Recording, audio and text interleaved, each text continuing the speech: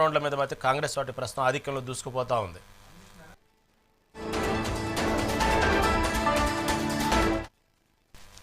మరి దీని గురించి ఏదైతే కౌంటింగ్ ప్రక్రియ మీద మూడో రౌండ్ కంప్లీట్ అయింది, 4వ రౌండ్ కూడా మొదలైంది. మళ్ళీ 3 రౌండ్ల మీద ప్రస్తుతం ఉన్నటువంటి సంబంధించి ప్రముఖ విశ్లేషణ లైవ్లో ఉన్నారు నరేంద్ర రెడ్డి గారు, విశ్లేషకులు. నరేంద్ర రెడ్డి గారు నమస్తే అండి.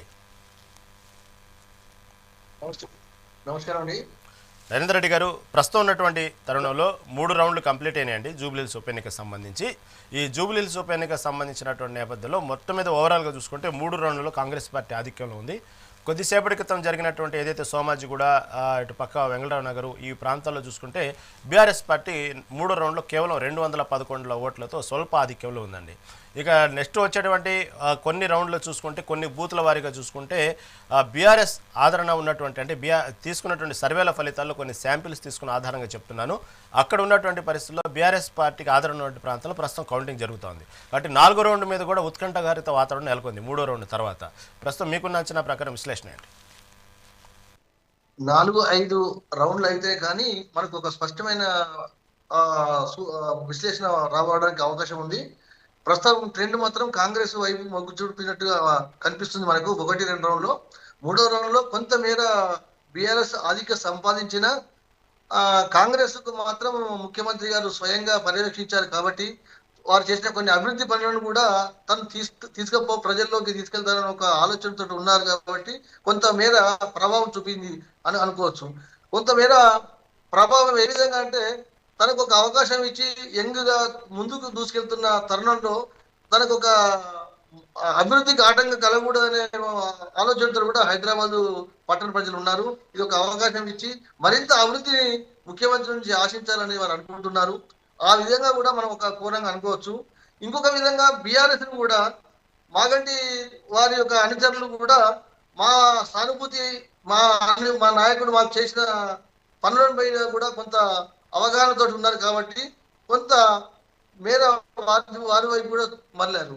బీజేపీ మాత్రం చాలా లీస్ట్ అవకాశం ఇచ్చారు వారు. ఎందుకంటే స్టేట్ కాబట్టి నేషనల్ లో వాళ్ళ ఆలోచన వేరే విధంగా ఉంటుంది, స్టేట్ వచ్చే వరకు వారి ఆలోచన వేరేగా ఉంటుంది, ఓటర్ యొక్క ఆలోచన. ఇక్కడ అభివృద్ధిని ఒకది చూస్తున్నారు, సానుభూతిని ఒకది చూస్తున్నారు, నేషనల్ ఇంటిగ్రేషన్ ఒకది చూస్తున్నారు. అంటే మన కాంగ్రెస్ ముఖ్యమంత్రి రేవంత్ రెడ్డి గారికి అభివృద్ధికి ఒక అవకాశం ఇద్దామనే ఆలోచనతోటి కొంతమంది ఓటర్లు టర్నప్ అయిన విధంగా అనిపిస్తుంది. ఏది ఏమైనా బీఆర్ఎస్ గట్టి పోటీ ఇస్తుంది. మాగంటి చేసిన పనులు కావచ్చు, బీఆర్ఎస్ చేసిన పనులు కావచ్చు, రేవంత్ రెడ్డి చేయబోయే పనుల గురించి కూడా కొంత ప్రజల ఓటర్ల లోపల అయోమయం కూడా నెలకొన్నది. అయినా కూడా రేవంత్ రెడ్డి వైపు మొగ్గు చూపించాలని అని మాకైతే అనిపిస్తుంది ఈ విశ్లేషణ. ఇక్కడ ఒక చిన్న విషయం, ఏదైతే మొత్తం అతనే స్టార్ క్యాంపెయినర్గా రేవంత్ రెడ్డి చేసినటువంటి ప్రచారం కాంగ్రెస్ పార్టీకి కలిసి వచ్చిందని అనుకోవాలి. ఎందుకంటే ఎక్కడ కూడా ఒక ముఖ్యమంత్రి స్థాయిలో ఒక ఉప ఎన్నికల్లో 1-4 సార్లు అతనే స్టార్ క్యాంపెయినర్గా ఉండటం. ఎందుకంటే కొన్ని అంచనాలు బీఆర్ఎస్ పార్టీ గెలుపు దిశగా ఉన్నాయి అనేటువంటి ప్రచారంలో జరిగిన నేపథ్యంలో దాన్ని చాలా సీరియస్గా తీసుకున్నాడు రేవంత్ రెడ్డి. వెంటనే ఇటు అజారుద్దీన్ మంత్రి ప్రకటించడం పట్ల కూడా అనేక విమర్శలు వచ్చినాయి. కేవలం అతను ఏదైతే అజారుద్దీన్ మంత్రిత్వంలో క్యాబినెట్లో తీసుకోవడం కూడా, అతను తీసుకున్న నిర్ణయాన్ని కూడా ఇప్పుడు పాజిటివ్గా తీసుకోవచ్చా? మొదటి నుండి మైనార్టీ ఓటర్స్ గురించి కాంగ్రెస్ వైపే మొగ్గు ఉన్నది. అజారుద్దీన్ మంత్రివర్గం తోటి తీసుకొని ఉండవచ్చు. అంటే మొదటి నుంచి మైనార్టీ శాఖకు ఒక మంత్రి పదవిని ఇవ్వాలనే ఆలోచనతో ఉన్నది. అది రేవంత్ రెడ్డి గారి ఆలోచన విధానం మేరకు ఎప్పుడు ఎవరికి ఇవ్వాలనే ఆ దృక్పథంతో వారికి అవకాశం ఇచ్చారు. ఎందుకంటే మైనార్టీని కాంగ్రెస్ అంటే అభివృద్ధి లోపల మైనార్టీకి పెద్దపీట వేస్తుంది అని వాళ్ళకు కూడా తెలుసు. ఎందుకంటే ప్రతి ఓటర్కు తెలుసు కాంగ్రెస్ అంటే కాంగ్రెస్ ఉన్నా మాకు కొంత అభివృద్ధి జరుగుతుంది. కంపేర్ టు మిగతా రాష్ట్రాల్లో గురించి మాట్లాడలేదు. పర్టికులర్ గా తెలంగాణలో కాంగ్రెస్ పట్ల ముస్లిం ఓటర్స్ మొదటి నుంచి వారి ఫేవర్ గా ఉన్నారు. ముఖ్యంగా రేవంత్ రెడ్డి గారి యొక్క హైడ్రా గురించి ప్రతిపక్షాలు ఎంత చేసినా కూడా దాని గురించి అవగాహన ఉన్న ఓటర్లు కానీ, అవగాహన ఉన్న ప్రజలు కానీ రేపు రాబోయే దృష్టిలో మన అర్బనైజేషన్ వచ్చే వరకు హైడ్రా అనేది ఇంపార్టెంట్. వాళ్ళకి వాటర్ స్కేర్ సిటీ రేపు ఎదుర్కొనేదానికి హైడ్రా అనేది ఒక ముఖ్యమైన ఉపయోగం. ఈ రోజు పెట్టింది కాదు, హైడ్రా నుంచి కూడా మనకు ఈ వాటర్ రిసోర్స్ ను ఏ విధంగా డెవలప్ చేసుకోవాలనేది ఉన్నది. ఆ రిసోర్స్ ను కాపాడుకునే ప్రయత్నం ఆనాటి నుంచి ఈనాటి వరకు ఉన్నది. మధ్యలో కొంత ఆలోచన ధోరణి మారిపోయింది అర్బనైజేషన్ లో భాగంగా. కానీ హైడ్రా అనేది ఎప్పటికీ ఉండాల్సిందే. అది అర్బన్ కు ముఖ్యంగా, రూరల్ కు అవసరం లేదు, అర్బన్ లో మాత్రం కంపల్సరీ ఉండాలి. అయితే ఇంకొక ప్రధానమైన అంశం ఏంటంటే మొదటి నుంచి ఏదైతే కాంగ్రెస్ పార్టీ మీరు చెప్పినట్టుగానే ముస్లిం ఓటర్లు ఏదైతే ఉన్నారో కాంగ్రెస్ పార్టీ వైపే ఉన్నారు అనేటువంటి విషయాన్ని అయితే మొదటి నుంచి కాంగ్రెస్ పార్టీ కూడా అదే నమ్మకం ఉంటుంది. కానీ ఎక్కడైతే అధికారంలో వచ్చిన తర్వాత కాంగ్రెస్ పార్టీ రేవంత్ రెడ్డి ఆధ్వర్యంలో ఎప్పుడైతే అధికారంలో కాంగ్రెస్ పార్టీ ఉందో ముఖ్యమంత్రిగా ఉన్న తర్వాత ఎక్కడో కొంత ముస్లిం మైనార్టీస్కి గ్యాప్ వచ్చింది. బీఆర్ఎస్ పార్టీ ఆదరించినంతగా ముస్లింలని రేవంత్ రెడ్డి ఆదరించలేదు అనేటువంటి టాక్ అయితే నడిచింది కొన్నాళ్ళు. ఎప్పుడైతే దాంతో పాటు అన్నిటికీ చెక్ పెట్టాలని అజారుద్దీన్కి మంత్రి తీసుకోవటం అనేది జరిగింది. దాన్ని ఎన్నికల కమిషన్ దాకా వెళ్ళటం, ఎన్నికల కోడ్ ఉల్లంఘన కిందకి జరిగిందంటాం, ఇలా అనేక పరిణామాల తర్వాత నేపథ్యంలో మళ్ళీ ఒక్కసారిగా కేకే సర్వే అనేటువంటి తెర ముందుకు వచ్చింది. కేకే సర్వే ఎప్పుడైతే తెర ముందుకు వచ్చిందో కేకే సర్వే వచ్చిన తర్వాత అంటే బీఆర్ఎస్ పార్టీ గెలిచేటువంటి అవకాశాలు ఉన్నాయి అని చెప్పిన నేపథ్యంలో, అంటే గతంలో కేకే సర్వే తీసుకుంటే ఆంధ్రప్రదేశ్ రాజకీయాల్లో తను చెప్పినట్టుగా అన్ని సర్వేలన్నీ వైసీపీ గెలుస్తాయంటే కేకే సర్వే మొదటి నుంచి బల్లగొద్ది కేవలం 2 డిజిట్స్కే పరిమితం అయింది వైసీపీ పార్టీ అని చెప్పిన నేపథ్యంలో అది సక్సెస్ అయిన తర్వాత ఒక్కసారిగా కేకే సర్వే మీద ఒక్కసారిగా హైప్ వచ్చేసింది. ఆ తర్వాత మిగతా రాష్ట్రాల్లో జరిగిన ఎన్నికల్లో చూసుకుంటే కేకే సర్వే ఫలితాలు బోల్తా పడ్డాయి అనుకోండి. అయినప్పటికీ కూడా కేకే సర్వే మీద ఒక నమ్మకం.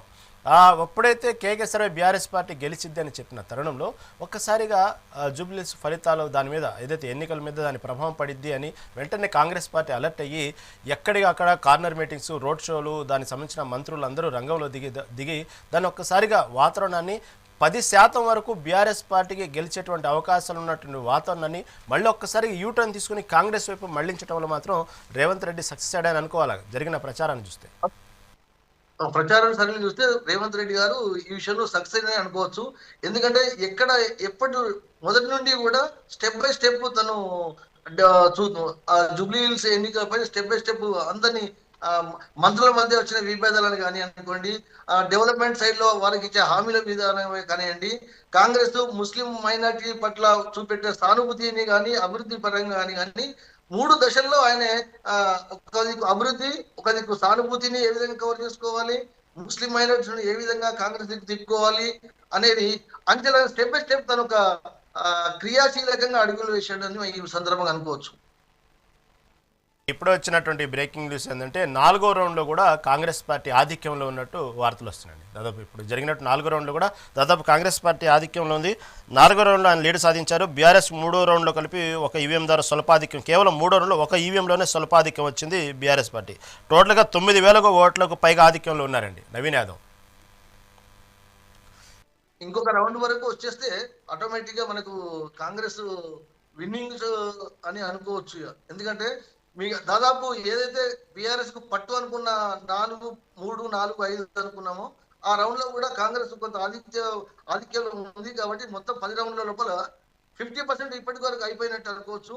ఈ ఓట్ల సరళి చూస్తే కాంగ్రెస్ ఆధిక్యంలో ఉండి స్వల్ప మెజార్టీ తోటైనా ఒక 5 నుంచి 6,000 మధ్యలో రావచ్చని నా యొక్క అంచనా.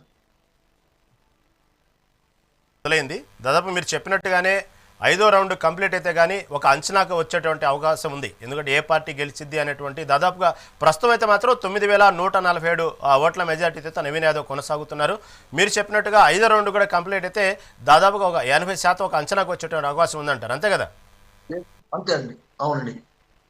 చాలా క్లారిటీగా ఉంది. చెప్పండి. చాలా క్లారిటీ ఉంది. అంటే ఓటర్ యొక్క అభిప్రాయం ఏమిటంటే నేషనల్ కు స్టేట్ కు వచ్చే వరకు మరి ఉప ఎన్నికకు వచ్చే వరకు చాలా డిఫరెంట్ ఉంటుందండి.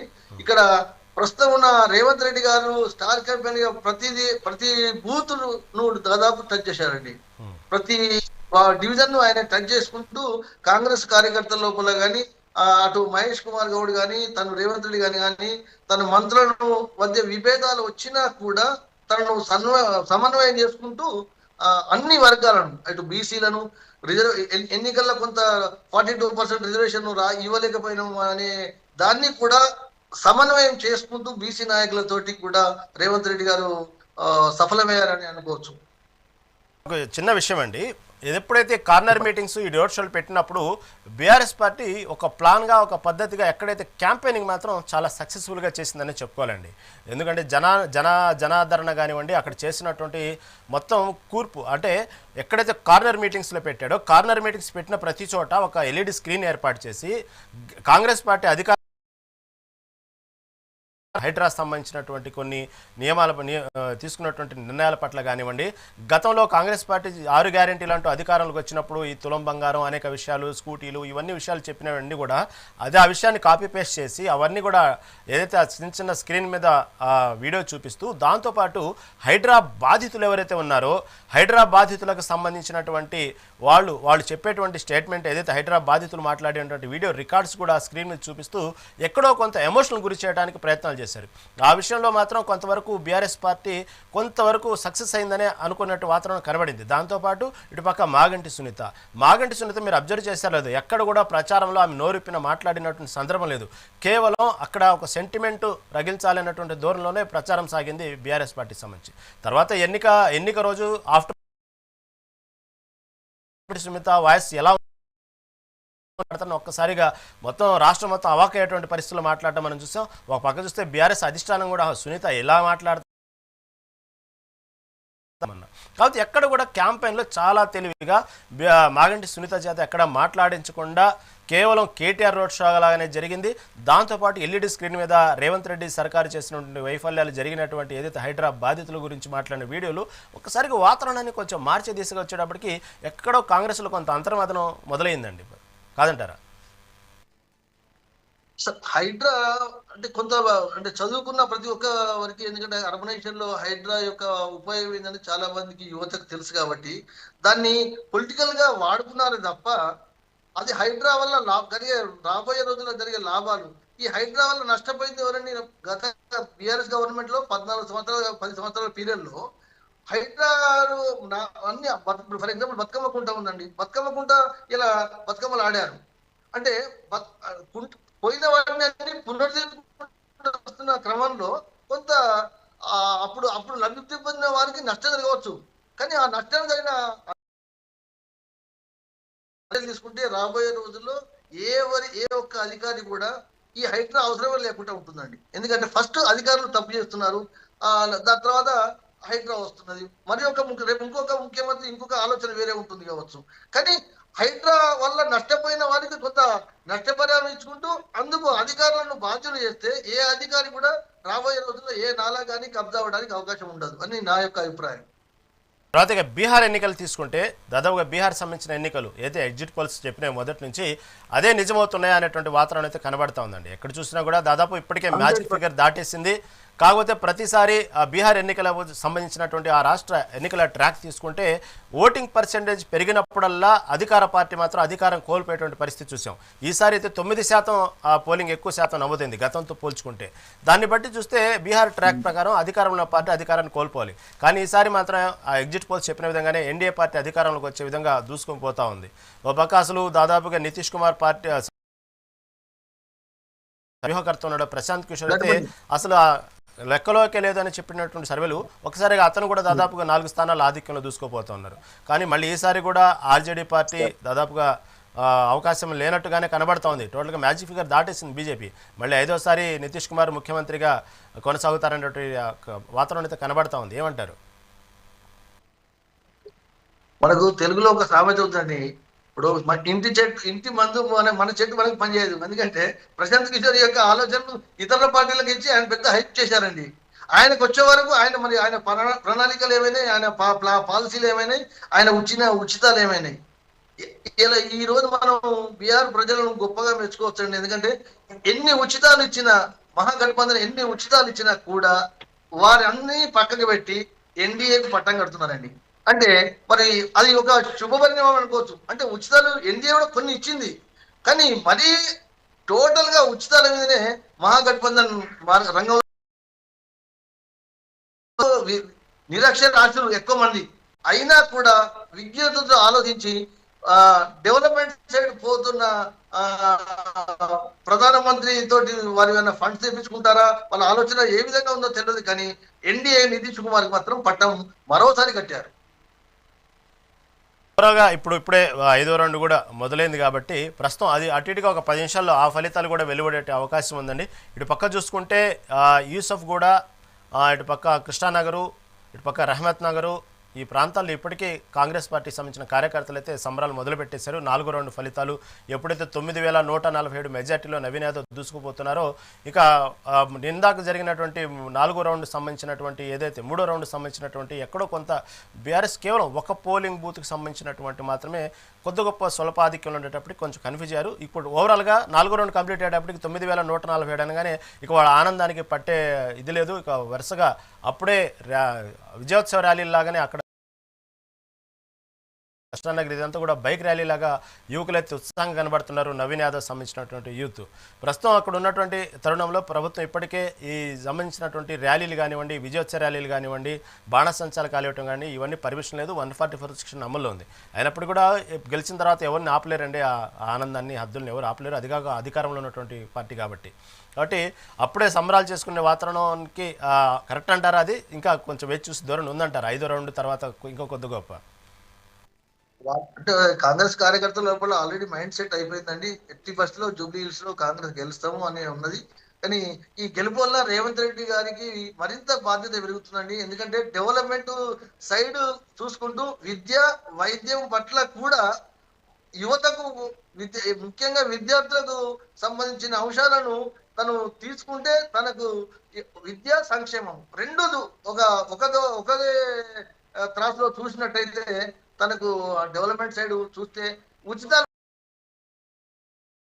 విద్యావంతులు చేస్తే రేపు రాబోయే రోజుల్లో సంక్షేమం వైపు తక్కువ బడ్జెట్ పెట్టుకోవచ్చు.